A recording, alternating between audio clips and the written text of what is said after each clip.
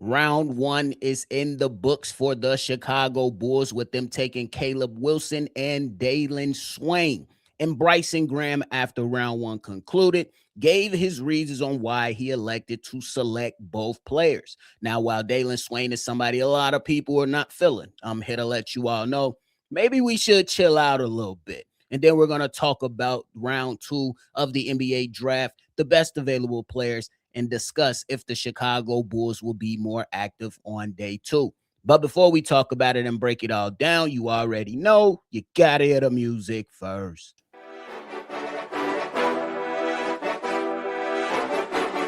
Cognac, gang.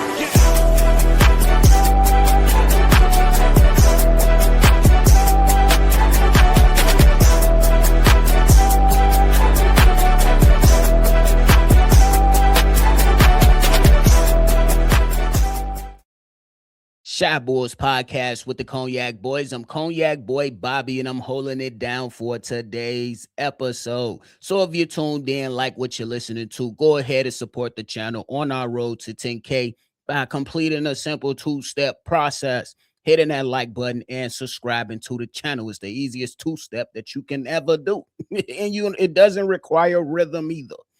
Go ahead and support the channel. We on the road to 10K, and we can reach it any day. But hey, let's talk about the Chicago Bulls yesterday and making their draft selections. At 4, everybody knew once Cam Boozer was selected at 3, Caleb Wilson from North Carolina. Come on down, brother.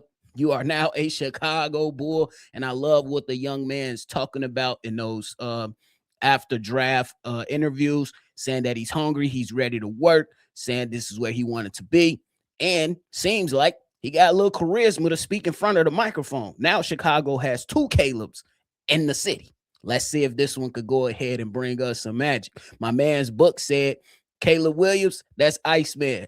Caleb Wilson can be Iceberg. We'll figure it out at a later date. We'll figure it out at a later date. But at 15 is where a lot of Bulls fans were not really celebrating the selection. And I say, hey, with Cam Carr right there, myself, C-Dub, hey, Steve-O, we like, man, Cam Carr right there. Bryson, what you gonna do? And then Bryson, my man, said, I know what you all think I'm about to do, but here's what I'm actually about to do. And drafted Dailyn Swain out of Texas that has the Chicago Bulls pretty much like Bulls Nation pretty much divided and split. There are some people on one end of the spectrum like, this is a totally bad decision. We can't never do stuff right. And I'm like, bro, we didn't even see the man play on an NBA court yet. How do we know if this is a bad selection just because Bryson didn't select the guy that most of us wanted? We got to at least give the man a chance, right? So Bryson Graham, after the draft, he spoke a lot about why he made his decisions. He said that, and I'm paraphrasing a lot of these comments because I don't want it to be so quote filled, but he essentially had a number of things that I took from it. One of the things that he said is that we're trying to establish an identity, a mentality and profile for how we want to play. You look at a guy like Caleb Wilson, his size, his frame, his high of a ceiling that he has. Then you look at the frame of Dailyn Swain. You add both of these guys to a Chicago Bulls team, and they now provide some versatility. And then he went on to say shooting didn't deter him from drafting Dailyn Swain simply because he believes that the mechanics are good enough to where these guys, and that's including Caleb Wilson, they can develop into the shooting that is going to be required for them. He also mentioned that these guys, and more specifically Dailyn Swain, they check the boxes: defense, mentality, variety, and also mentioned that no one is perfect, but the work ethic is present. And he also mentioned one of the things that I'm going to take from this before we talk about what has the Chicago Bulls fans really in an uproar right now is Bryson Graham said defense will be the calling card for playing time. So if you want minutes, you're going to have to contribute first on the defensive side, not just offensively. So we'll leave it at that for some of the quotables. The full interview is up on the Chicago Bulls YouTube if you want to check it out. But I say all that to give context around about what I'm about to say. And that's to calm the hell down, ladies and gentlemen. We don't know if Dailyn Swain is going to turn out to be good. We don't know if Dailyn Swain is going to turn out to be bad. But one thing that we can do is do our due diligence and listen to the damn decision maker on why he made his decision. We will, or I believe we have to give him grace. We've given everybody that has come through this building grace when they made draft selections, at least in their first year of making some selections. Why is he not a part of that program? And I understand that there are some fans that are going to go out there and say, man, what about the shooting? Fair question. But that does not mean Dailyn Swain nor Caleb Wilson can develop into legitimate three-point shooters, not specialists, but competent three-point shooters for the Chicago Bulls. If you watch Dailyn Swain, I encourage you all to go turn on the 20-minute highlight clip of Dailyn Swain. Instead of just saying or being pissed off because your guy wasn't selected, take the time out and do your homework. If you're going to be critical of a decision, now is not the time. That's just me, though. Now is not the time to sit up here and be extra critical when the man Dailyn Swain hasn't even played a basketball game in the NBA. And then I still think that once he does play 1 of 82, it won't be justified in the first game of the season. We have to allow time. I've been saying it. I'm going to continue to say it. These guys have not promised us anything other than that this is going to be a process. We're going to go out there and evaluate. We're going to infuse this team with talent, and we're going to see how can we get better to reach the ultimate goal. They didn't first start their press conference out with saying we're trying to bring champion number 7 to Chicago. They said no. We know that we have to start to build the foundation. Don't just listen to what you want to hear. Put everything into context. That makes us better fans. That help us understand how better or how this thing is going to be moving. And then we can properly critique once we have evidence on the table. Don't just shit on Dailyn Swain simply because you haven't watched him or he's not the selection that you really wanted. I'm not going to sit up here and lie to you all. I wanted Cam Carr over Dailyn Swain, but it does not mean that it's a bad selection. It does not mean that. And when it comes to the three-point shooting, I want you all to listen to this and hear me clearly. He can very well develop into a competent three-point shooter above league average, which is about 35%. Here's some few examples on how Dailyn Swain can absolutely be somebody to improve his three-point shot. I'll ask the question and I'll deliver the answer. How do you all feel about OG Anunoby right now as a basketball player? Did you guys know he left college shooting 31% from the three? At Indiana, he's a career 37% shooter now. Kawhi Leonard, we know he can ball. San Diego State shot 29% from the three. Now he's a career 39% shooter. Karl Anthony Towns wasn't even allowed to shoot threes. And when he was shooting threes, he shot them at 25%. Now he's known as one of the best shooting big men from the three-point line and has a career 40% shooter from the three. Tyrese Maxey, the new up-and-comer, shot 29% at Kentucky from the three. Now shooting 37% in his NBA career.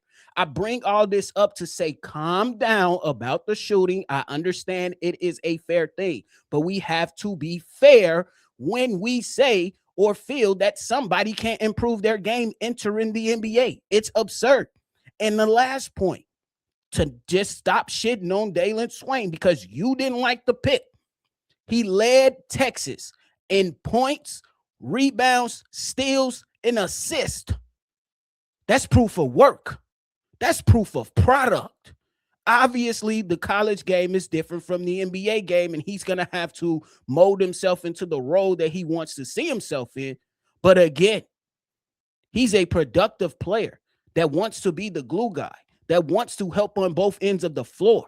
And Bryson Graham spoke on why he selected this young fella and why he's going with a certain profile for the sake of the Chicago Bulls.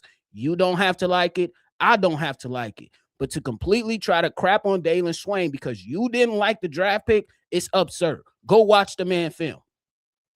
Go watch the man film. Real talk. Go watch the man film and you tell me that you don't see a guy that can handle well, a guy that can get his own shot, a guy that can be a part of a nice transition offense that we've been lacking for a very long time in Chicago, where there's always bonehead plays after bonehead plays in transition for Chicago. Absolutely. We need to see him improve his three-point shot. But 34% coming out of college is not bad. Keep a cool booty, ladies and gentlemen. Keep a cool booty. He can absolutely improve his game. Absolutely improve his game. And this is why we have guys like Tiago Splitter and Bryson Graham in AC Law in the building. These guys are known for development. Let's hold them to that standard. Let's hold them to that standard and at least allow them to make those changes and develop these players. We'll leave it right there. Let me know your thoughts below. Let me know your thoughts below. But hey, we move on to the second part of this episode, man. And we talk about round 2 of the NBA draft. Do we expect the Chicago Bulls to be more active in round 2 on day 2? According to ESPN, some of the best available products in the second round is Isaiah Evans, guard out of Duke, Henry Visar, center out of North Carolina, Malik Thomas out of Arkansas, Baba Miller, forward out of Cincinnati, and Ryan Conwell, guard out of Louisville. Now, the Chicago Bulls, they have picks 38 and 56 in this second round. We've seen the trade activity at the end of the first round really kick up after the Chicago Bulls selected at 15. You had a number of teams go out there and make some moves. You see the Detroit Pistons get involved in stuff. You see OKC get involved in stuff. You see the Memphis Grizzlies get involved in stuff. And the San Antonio Spurs get involved in some stuff, along with some other teams as well. So while that trade activity has kicked up a little bit, or kicked up a notch, the biggest question is, will the Chicago Bulls kick up some of their activities to go and snag some of these young players that they can also bring to the team? And it's going to be what the hell they want to do. Do you want to stand pat at 38 and 56? Is going to be a decision that Bryson Graham and his front office is going to talk about. He also talked about the number of phone calls he received throughout this process in round 1 and how he had to stick to his guns and understand that some teams was trying to bait him because he's a young guy doing this at his role right now. So he understood the assignment at least on day 1. Let's see if he gets a little bit more active and kind of switch up his style on day 2. And I think it's going to be interesting to see if he says, hey, I like Baba Miller. Let me go get him. I like Isaiah Evans. Let me go get him, because he might not fall to me. So I think that that's something that we're going to have to keep our eyes on and watch really, really closely to see if the Chicago Bulls will kick up some action. I'm going to predict that the Chicago Bulls at least do one trade in the second round. We'll see if I'm right. We'll see if I'm wrong. Y'all know if I'm wrong, it is what it is. You know what I'm saying? If I'm right, it is what it is. I don't need pom-poms. I'm good. We just going to keep it simple, keep it G, and keep it pushing and see what the Chicago Bulls do. The good thing is that we have 2 really good players already coming to this team. If you add Nick Claxton, that's a 3rd coming to this team. If you add Noah Essengate, that's a 4th to this coming to this team, because he didn't play. So he got hurt early on last year. So I'm adding him in there. If you don't feel like we should, that's cool too. I'm going to add them in there. You have 4 players that are going to infuse this team with talent. We'll see what type of direction the Chicago Bulls are going to be headed in round 2 on day 2. And hopefully we could add some guard help, but I'm not mad at what we already have. These guys have a plan. We have to sit back, relax, and trust the plan, at least until there's a reason not to trust the plan. You know, you don't have to like every selection, but I don't think it's fair to be shitting on people that just because you're not familiar with their game, or you liked it somebody else that was available at the time of the selection. There's a reason why Cam Carr fell to the 20s. there's a reason. There's another reason why Phylon fell to the 20s. It's some stuff we might not ever know, but we'll see what happens as these guys get ready and start their NBA careers. I can't wait for round two to see who else is going to be available for the Chicago Bulls. And man, we're going to see what happens with the state of the team, man. But hey, that is it for me today, y'all. I appreciate y'all for tuning in to another episode. Before you get up out of here, make sure you hit that like button, subscribe to the channel, and hit that notification bell as well, man. We on the road to 10K and we almost there. A simple hitting the like button, a simple subscribing to the channel will be go a long way to supporting the channel, bro. But hey, that is it for me. I appreciate y'all. Make sure y'all always see red. Y'all already know. I'm gonna catch y'all on the next one for sure.